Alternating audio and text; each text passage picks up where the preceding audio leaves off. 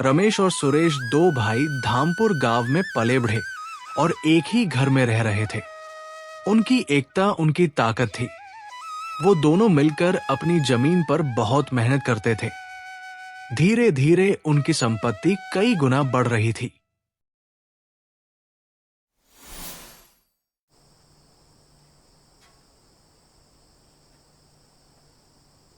सुरेश, इन फसलों को देखो।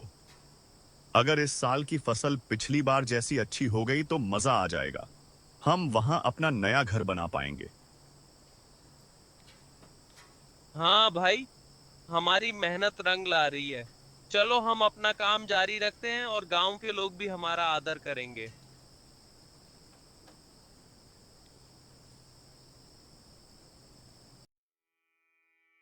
कुछ साल बीत जाते हैं। रमेश और सुरेश दोनों की शादी हो जाती है और वो दोनों अपनी पत्नियों के साथ एक ही घर में रहने लगते हैं। शुरू शुरू में सब कुछ अच्छा चल रहा था, लेकिन धीरे धीरे उनमें छोटी मोटी बहस होने लगती है।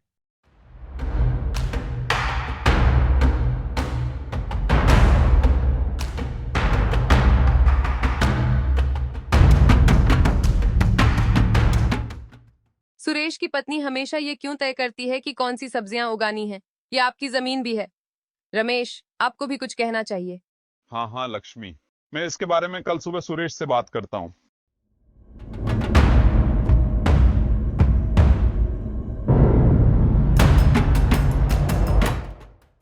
सुरेश, मुझे तुमसे एक बात करनी है। अरे बोलो रमेश, क्या हुआ, क्या बात है? मुझे लगता है कि तुम मुझे भी खेत में कौन सी सब्जी लगानी है ये पूछो। मुझे भी तो पता चले कि इस बार हम कौन सी सब्जी लगाने वाले हैं।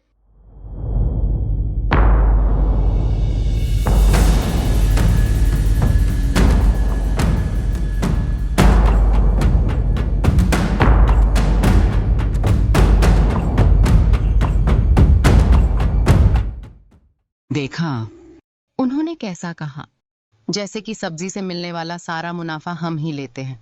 मुनाफे के बारे में तो वही तो सब देखता है। हमने कभी उनको इसके बारे में पूछा, क्या हम इस परिवार का हिस्सा नहीं है? सुशीला, तुम ऐसे मत बोले। वो क्या गलत कह रहा था? हाँ हाँ, बड़े आए। अब बोल रहे हो भाई भाई, थोड़ी दिन रुको, वो भी उनका रंग दिखा ही देंगे। अरे सुशीला, तुम भी ना। धीरे धीरे उनके पत्नियों के बीच झगड़े बढ़ने लगते हैं और वो दोनों भाई भी आपस में बहस करने लगते हैं।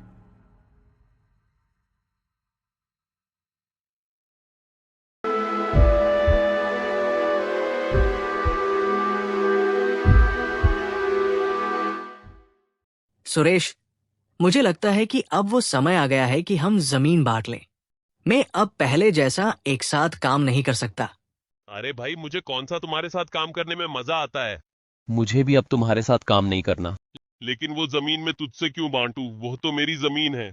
अरे ओ सुरेश, ये तुम कैसी पागलों जैसी बात कर रहे हो? वो मेरी भी तो जमीन है। जमीन के बंटवारे को लेकर उनकी बड़ी बहस होती है। एक साथ काम करने वाले भाई अब आपस में झगड़ने लगते हैं। उनकी पत्नियां उनके झगड़े को बढ़ावा देती हैं और जल्द ही वो एक दूसरे से बात करना बंद कर देते हैं। दोनों इस मामले को अदालत में ले जाने का फैसला करते हैं। रमेश बनाम सुरेश का मामला एक जमीन के बंटवारे पर है। दोनों पक्ष जमीन पर समान अधिकार का दावा करते हैं। यह मामला कानून के अनुसार आगे बढ़ेगा। अदालती कार्यवाही वर्षों तक चलती है। भाई अपनी संपत्ति कानूनी फीस में खर्च कर देते हैं। उनके खेत बंजर और ऐसे ही पड़े रहते हैं। अरे रे, ये मैं क्या कर बैठा? मेरी सारी धन दौलत चली गई है। अब मैं क्या करूं? लेकिन रमेश को मैं जमीन का एक टुकड़ा भी नहीं दूंगा। जो एक छोटी सी गलतफहमी के रूप में शुरू हुआ था, वो अब 15 साल लंबी कानूनी लड़ाई में बदल गया है। भाई जो कभी अमीर और एकजुट थे, अब वो अकेले और गरीब हो गए हैं। अदालत का अंतिम निर्देश आता है। मामले के 15वें वर्ष में न्यायाधीश दोनों भाइयों को अंतिम सुनवाई के लिए अदालत कक्ष में बुलाते हैं। यह मामला काफी लंबा चला है। यह स्पष्ट है कि इस समस्या का समाधान स्थानीय स्तर पर ही हो सकता है। मैं आप दोनों को मध्यस्थी के लिए अपने गांव के सरपंच से संपर्क करने का निर्देश दे रहा हूं। मामला हल होने तक न्यायालय ने आप पर खेती करने से बंदी लगाई है। खेती ही हमारे लिए सब कुछ है जज साहब। हाँ हाँ साहब, कृपया इस पर दोबारा निर्णय सुनाएं, हमारे पेट का सवाल है। मेरा निर्णय अंतिम है। शायद इससे आपको अपने झगड़े की कीमत समझ में आ जाए। धामपुर गांव के सरपंच एक बुजुर्ग लेकिन समझदार व्यक्ति थे। गांव के चौराहे पर वो दोनों भाइयों से मिलते हैं।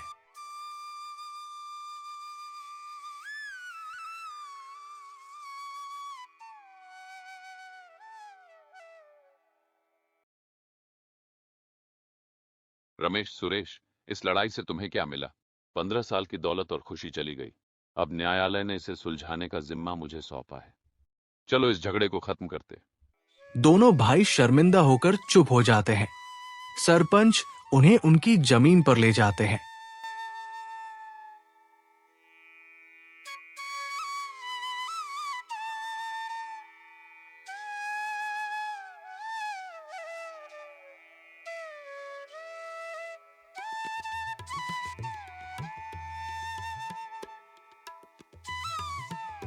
अपने खेतों को देखो, जो कभी लहलहाते थे वह अब बंजर हो गए हैं। आज इस जमीन को आपस में बांट लो, साथ बैठो और फैसला करो। आखिरकार इतने वर्षों से बहस करने वाले भाई एक दूसरे से बात करते हैं। चलो इसे खत्म करते हैं, हम पहले ही बहुत कुछ खो चुके हैं। हाँ, तुम बिल्कुल सही कह रहे हो भाई, हमें इसे कभी इतना आगे नहीं बने देना चाहिए था।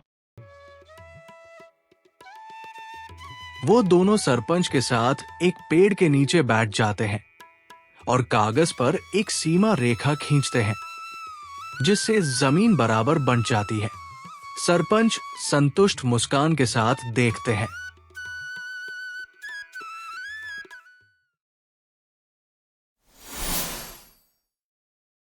आपने ये क्या कर दिया जमीन बराबर बराबर बांट के? वह सरपंच तो कुछ भी बक रहा था। अब गई ना जमीन हमारे हाथों से। तुम चुप रहो सुशीला, तुम्हारे बहकावे में आकर मैंने पहले ही बड़ी गलती कर दी। अब मैं तुम्हारी बात नहीं सुनूंगा।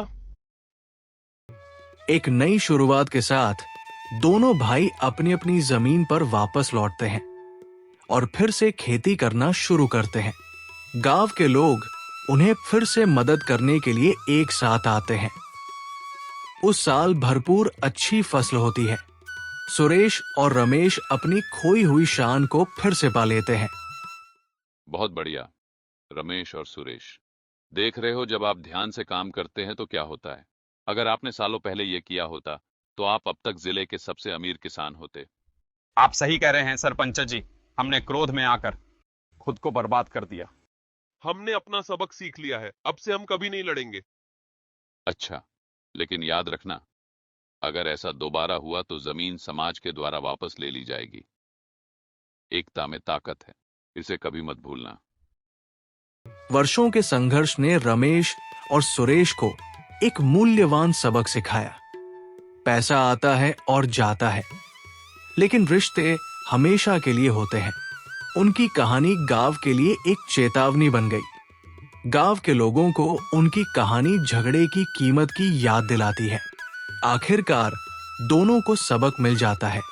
दोनों भाई अब बड़े और समझदार हो गए हैं। एक बार फिर साथ साथ काम करते हैं। हालांकि जमीन विभाजित है, लेकिन उनके दिल एकजुट है। वे अपने बच्चों को सद्भाव का मूल्य सिखाने की कसम खाते हैं।